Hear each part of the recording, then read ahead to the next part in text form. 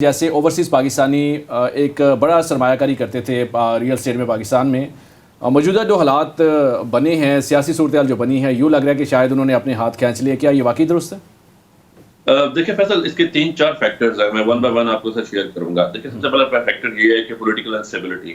ٹھیک ہے، لوگ یہ نیوز چینل لگاتے ہیں، ان کو پتہ نہیں ہوتا کہ کس کی گورنمنٹ ہے کس کی نہیں ہے. سی ایم پنجاب جو ہے اس کی جو فزیکل چیئر بنی ہوئی ہے سیٹ، ٹھیک ہے، تو اس پہ جب وہ دیکھتے ہیں تو سرمایہ کاری کے لیے ان کے کوشچن ہوتے ہیں کیا ہونا ہے.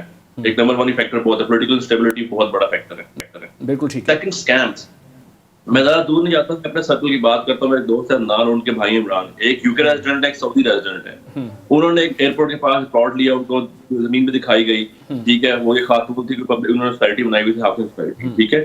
وہ 2 سال تک ڈاؤن پیمنٹ قسطیں آن ٹائم دیتے رہے. 2 سال بعد انہوں نے کہا ڈیولپمنٹ تو نہیں ہو رہی. انہوں نے کہا جی پیسے آپ نے کمٹمنٹ کی تھی کہ کچھ کٹ کر کے واپس کر دیں گے.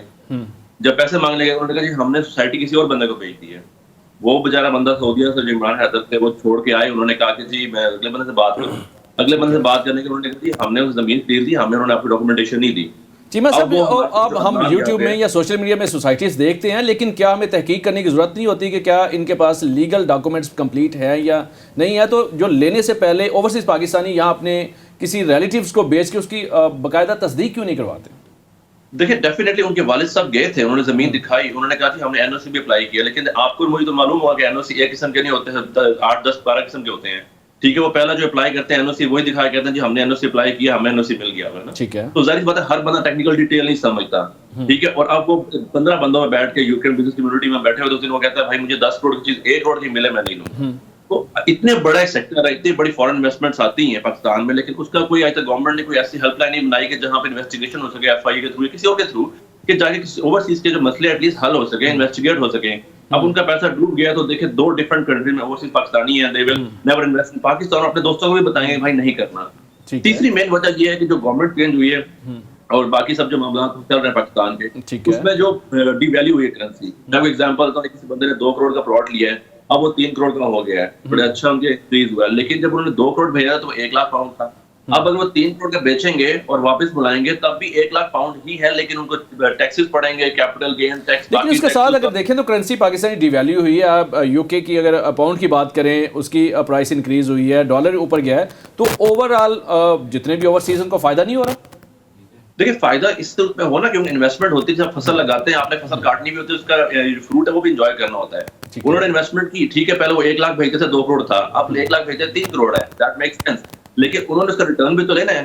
ریٹرن میں انہوں نے گاڑی خریدنی ہے، ہالیڈے پہ جانا ہے، بچوں کی شادیاں کرنی ہے، جو بھی ان کے اپنے پلانز ہیں نا، وہ تو ان کو مسئلہ بنتا ہے. اس میں پاکستان سے کچھ پیسے منگوانے ہو باہر، وہ بڑا ایک ٹربل ہے. تو مطلب 2 کروڑ کی چیز 3 کروڑ میں اگر ہو بھی جائے نا، ان کی پاؤنڈ کی جو ڈی ویلیو ہوئی ہے اس کی وجہ سے ٹیکسیشن اور پیسے واپس منگوانے میں ان کو وہ بہت پھٹا پڑ جاتا ہے. میں ناصر صاحب سے اس پہ کمنٹس لوں گا. ناصر صاحب، عبداللہ چیمہ صاحب نے بات کی ہے کہ اوورسیز پاکستانی جب یہاں سرمایہ کاری کرتے ہیں تو ایک اعتماد بہت زیادہ کرتے ہیں، ان کے ساتھ دھوکے بھی ہوتے ہیں، تو اس کو کیسے روکا جا سکتا ہے؟ دیکھیں فیصل بھائی، ایک تو آپ نے جو یہ پبلک پراپرٹی کے نام سے پروگرام شروع کیا ہے، آپ اوورسیز جو ہمارے انویسٹر ہیں، کلائنٹ ہیں، جو لوگ انویسٹمنٹ کرتے ہیں، ان کی آواز بنیں.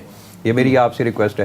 پھر سیکنڈ یہ کہ پاکستان کے اندر اگر ریئل اسٹیٹ انڈسٹری کو پراپر جو ہے اس کا ایک میکنزم کے طور پہ بنا دیا جائے، پراپر اس کی جو بائی لاز ہیں وہ سارے فائنل ہو جائیں، انڈسٹری کا اس کو درجہ مل جائے، پھر اس کے ساتھ ایک اوورسیز فورم بنایا جائے تاکہ کوئی بھی پاکستان کے اندر کوئی بھی بلڈر، کوئی بھی ڈیولپر اوورسیز پاکستانی کے ساتھ تھوڑی بہت بھی کوئی اگر ہیرا پھیری کرتا ہے یا اس کو جو پراپرٹی دکھائی جاتی ہے وہ پراپرٹی ڈیلیور نہیں ہوتی، اس کے اوپر باقاعدہ طور پہ ایف آئی آر ہونی چاہیے تاکہ ہمارے جو اوورسیز پاکستانی ہیں ان کا اعتماد بحال ہو، پاکستان کے اندر وہ انویسٹمنٹ کریں، اپنی جو جمع پونجی ہے وہاں پہ بڑی مشکل کے ساتھ وہ کماتے ہیں، وہ پاکستان کے اندر انویسٹمنٹ کریں. سردار صاحب، آپ سے میں یہ جاننا چاہ رہا ہوں، جیسے عبداللہ چیمہ صاحب نے بھی یہ پوائنٹ اٹھایا اور ناصر صاحب بھی بات کر رہے ہیں کہ اس کو ریگولیٹ کرنے کی یا اس کے لیے قانون سازی کی ضرورت ہے ریئل اسٹیٹ کے سیکٹر کی، لیکن بدقسمتی سے قانون سازی نہیں ہے.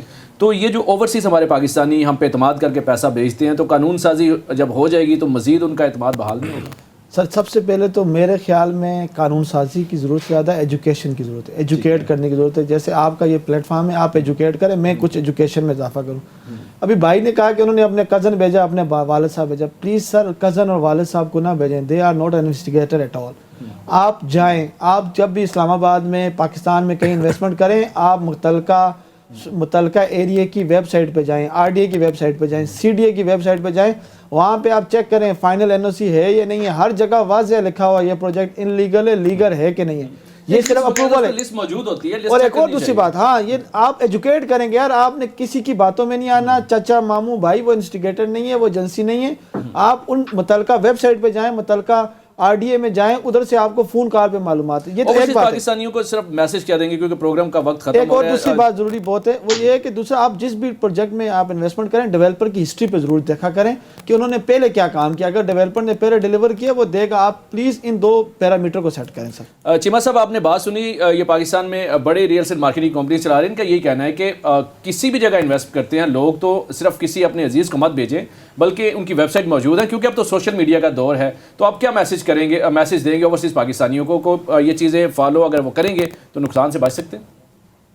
डेफिनेटली जिस तरह आपने ये प्रोग्राम स्टार्ट किया, इसमें आप एजुकेट करेंगे, लोगों को बताएंगे कि NOCs का क्या सिनेरियो होता है, उनकी हिस्ट्री। साथ भाई ने कहा कि उनकी हिस्ट्री चेक करें, उनके बेशक आपको 2 लाख की बजाय 3 लाख की चीज मिल रही हो, ठीक है, थोड़ा पैसा दब भर लें, ऑथेंटिक चीज लें। आप ये होप ना लें कि जी डिफरेंट सोसाइटीज हैं, पार्क व्यू बहरिया डिफरेंट है, उनके भी शुरू में इस तरह से एग्जाम्पल लोगों के पास है ना कि देखिए उनके पास भी नहीं था NOC, आज वो क्या बन गए। तो लोग इस लोगों को फूल करते हैं, लेकिन ऑब्वियसली उसमें आप सस्ते चक्कर में अपना नुकसान ना कर बैठे। तो डेफिनेटली अपने रिसर्च करें, अपना वो एक डेवलपर की हिस्ट्री देखें और थोड़ा ज्यादा बेशक पैसे भरने लगे, ऑथेंटिक चीज लें। Definitely our country we have to invest, हमें इन्वेस्ट करना चाहिए ताकि कंट्री के लिए बेहतर, अपना एक ऑब्वियसली एक एसेट बनते हैं। पाकिस्तान में बने तो किसी इंसान खुशी होती है।